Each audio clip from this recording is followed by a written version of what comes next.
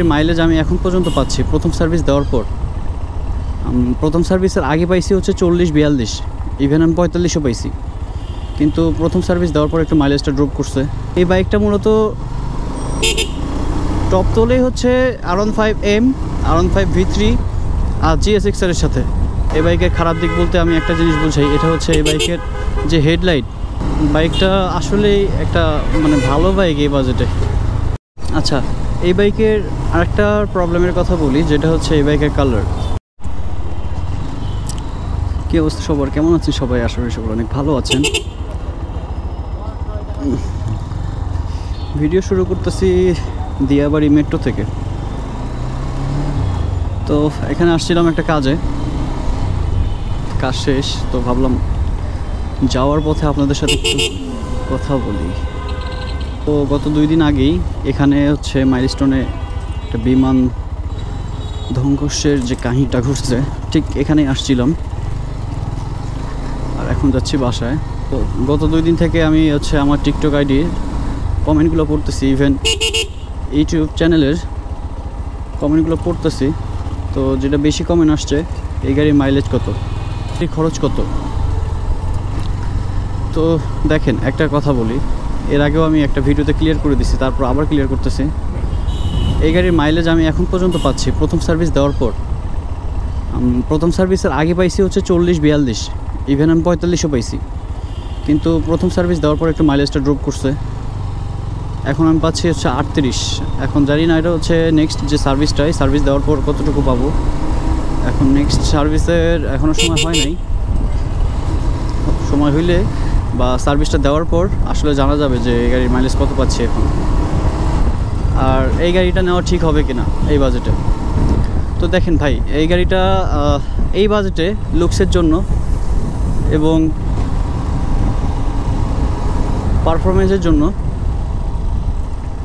সেরা একটা বাইক। আর এই গাড়িটার পারফরমেন্স সম্পর্কে যদি বলি তাহলে বলে শেষ করা যাবে না। গাড়িটার পারফরমেন্স আসলে অনেক ভালো। আর এই গাড়িটার মেইন একটা ইস্যু ছিল মাইলেজটা, আর মাইলেজের কথা আমি ক্লিয়ার করে দিছি অলরেডি। তো অনেকে বলতেছে ভাই এই বাজেটে কি এই গাড়িটা নেওয়া ঠিক হবে কিনা। ভাই অবশ্যই ঠিক হবে, কেন ঠিক হবে না? আপনি এই বাজেটে R15-এর মতো ফিল পাবেন।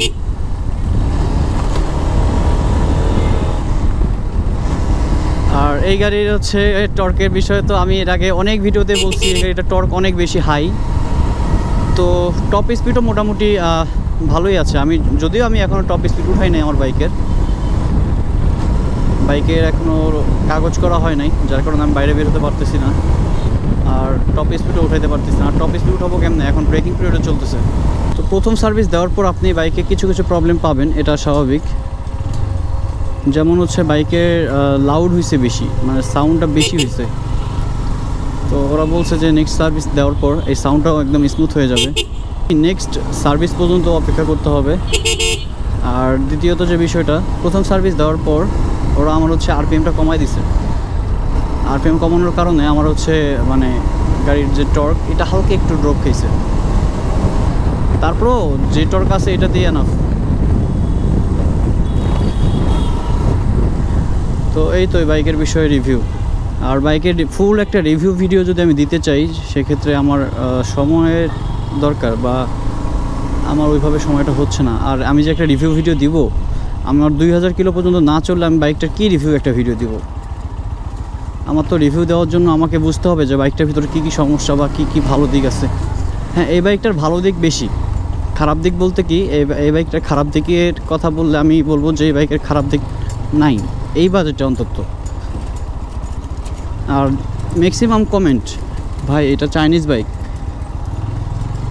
আসলে ভাই এটা চাইনিজ বাইক না, এটা হচ্ছে থাইল্যান্ডের বাইক। আর অনেকেই দেখতেছি এই বাইকটারে নামানোর জন্য অনেক কিছু বলতেছে। স্পষ্টভাবে কাগজে লেখা আছে, ইঞ্জিনে লেখা আছে এটা হচ্ছে থাইল্যান্ডের বাইক।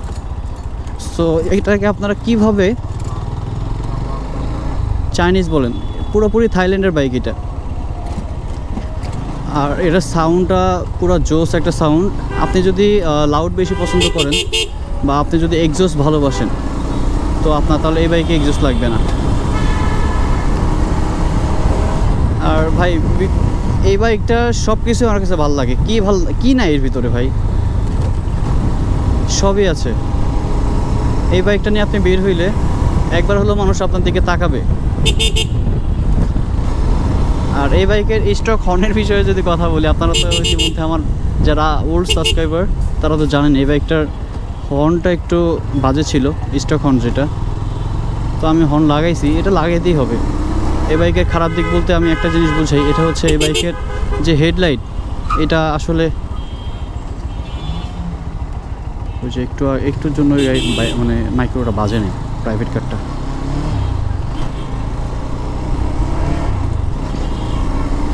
তো কী জানি বলতে নিয়েছিলাম, ও হেডলাইটের কথা। হেডলাইটটা আসলে রাত্রেবেলায় এই বাইকের জন্য হেডলাইট এটা ঠিক নেই, কারণ হেডলাইটটা একদম লো। আপনার যদি হেডলাইট ভালো চান বা তাহলে আপনাকে দেখা যাচ্ছে যে ফগ লাইট ইউজ করতে হবে এই বাইকে। আর এই বাইকে ফগ লাইট ইউজ করার জন্য সামনে জায়গা আছে, আপনি চাইলে ফগ লাইট লাগাইতে পারবেন। আর মডিফাইয়ের বিষয়, এই বাইকে মডিফাই করার মতো আহামরি কিছু নাই। সামান্য কিছু আছে, যেমন হচ্ছে আরসিবি ব্রেক লিভার লাগাইতে পারেন বা একটু লাইটিং করলেন। তো এছাড়া আহামরি কোনো কিছু নাই এই বাইকে মডিফাই করার জন্য। এই বাইকটা এমনিতেই লুকসের জন্য সেরা ভাই। আর দ্বিতীয়ত আরেকটা কথা বলি যে এই বাজেটে এই বাইকটা আরেকটু ভালো করতে পারতো। লাইক এই বাইকের যে বডিগুলো দেখতেছেন, এটা আরেকটু শক্ত করতে পারতো। জিপিএক্স ডেমনের যারা ইউজ করতেছে তারা জানে, জিপিএক্স ডেমনের ওই টাঙ্কিটা মাঝে মাঝে গ্যাপে পড়লে একটু সাউন্ড করতো। তাহলে প্রথম সার্ভিসের পরে ঠিক হয়ে গেছে, আমার ঠিক হয়েছে, অন্যদের ঠিক হয়েছে কিনা আমি জানি না। আচ্ছা, জ্যামটা পার হয়ে আবার কথা বলতেছি। আচ্ছা, এই বাইকের আরেকটা প্রবলেমের কথা বলি, যেটা হচ্ছে এই বাইকের কালার। এই বাইকের কালারটা যেমন হচ্ছে আমার পাদানির কাছে যে কালারটা গোল্ডেন কালারের মতো শেপ ছিল, কালারটা হালকা একটু উঠে যাওয়ার মতো হয়েছে। মানে কালারটা আমার কাছে এতটাও আহামরি টেকসই মনে হয়নি। সো একটা বাইক কেনার আগে তো অবশ্যই আপনারা হচ্ছে বাইকের রিভিউ সম্পর্কে দেখবেন, জানবেন। সো আমি বলবো যে বাইকটা কেনার আগে সব কিছু ভালো মন্দ দেখে শুনে কিনবেন। ওই দুই একটা প্রবলেম ছাড়া এই বাইকের কোনো প্রবলেম নেই। আমার কাছে এটা আমি মানে নিছি যে আসলে এই বাজেটে এই বাইকটা আমার কাছে বেস্টই মনে হয়েছে। আর পাদানির কাছে যে কালারটা উঠে যাওয়ার মতো হয়েছিল, এটা হচ্ছে আসলে ওই যে জুতা পরে সবসময় ঘষা খাইতেছিল, কারণ আমরা তো পা রাখি ওখানে, তো যার কারণে হতে পারে। বা একটু ভালো কালার করতে পারতো এই বাইকটাতে। তো এই হলো প্রবলেম, আর কোনো প্রবলেম নেই। বাইকটা আসলেই একটা মানে ভালো বাইক এই বাজেটে। আমার কাছে ভালো লাগছে, এখন অন্য কারো কাছে ভালো নাও লাগতে পারে, সবার চয়েস তো আর এক না।